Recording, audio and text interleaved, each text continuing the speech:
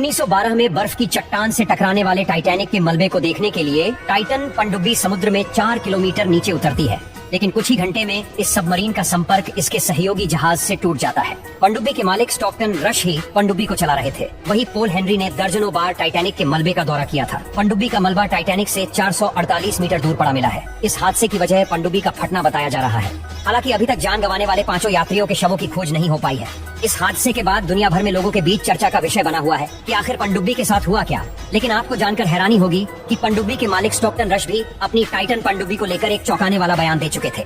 Ocean gate company के एक अधिकारी को सिर्फ इस वजह से निकालकर बाहर कर दिया गया था कि उसने सुरक्षा को लेकर एक सवाल खड़ा कर दिया था। टाइटन पनडुब्बी कई नियमों की धज्जियां उड़ाते हुए लोगों को टाइटैनिक जहाज का मलबा दिखाने का काम कर रही थी। ओशन गेट एक अमेरिकी कंपनी है जो लोगों से पैसे लेकर समुद्र के अंदर पड़े टाइटैनिक जहाज के मलबे तक लोगों को ले जाने का काम करती है। इसकी स्थापना स्टॉकटन रश ने ही की थी, जिन्होंने इस हादसे में जान गंवाई है। ओशन गेट यह काम साल 2021 से कर रही है, जिसका किराया $2.5 लाख है, यानी करीब 2 करोड़ रुपए है।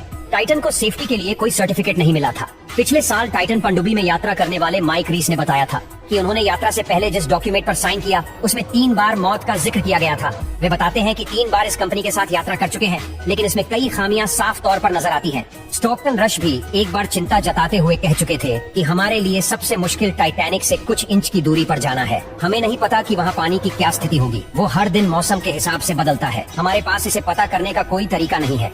टाइटैनिक अटलांटिक महासागर में अप्रैल 1912 में बर्फ के एक पहाड़ यानी आइसबर्ग से टकराकर डूब गया था। इस दौरान 1500 लोग गहरे समंदर में समा गए थे। टाइटैनिक का मलबा किस जगह पड़ा है, इसकी पहली जानकारी साल 1985 में सामने आई थी। मलबा अटलांटिक महासागर में न्यूफाउंडलैंड कनाडा के तट से करीब 600 किलोमीटर दूर है। अब लोगों के लिए टाइटैनिक के मलबे को देखने के लिए इतनी ही उत्सुकता है, तो इसे बाहर क्यों नहीं निकाल लिया जाता है? दरअसल ये मुमकिन नहीं है। जहाँ टाइटैनिक जहाज डूबा है वहाँ चारों तरफ अंधेरा है। समुद्र की गहराई में तापमान भी 1 डिग्री सेल्सियस है। इन विपरीत परिस्थितियों का सामना करते हुए किसी इंसान का इतनी गहराई में जाना और फिर वापस लौट कर आना बहुत जोखिम भरा है। ऐसे में मलबे को निकाल कर लाना बहुत दूर की बात है। टाइटन पनडुब्बी में 5 लोग सवार थे। सभी के मरने की पुष्टि की गई है, जिसमें 58 वर्षीय ब्रिटिश अरबपति हामिश हार्डिंग, पाकिस्तान में जन्मे 48 वर्षीय व्यवसायी शाहजादा दाऊद और उनके 19 वर्षीय बेटे सुलेमान शामिल थे।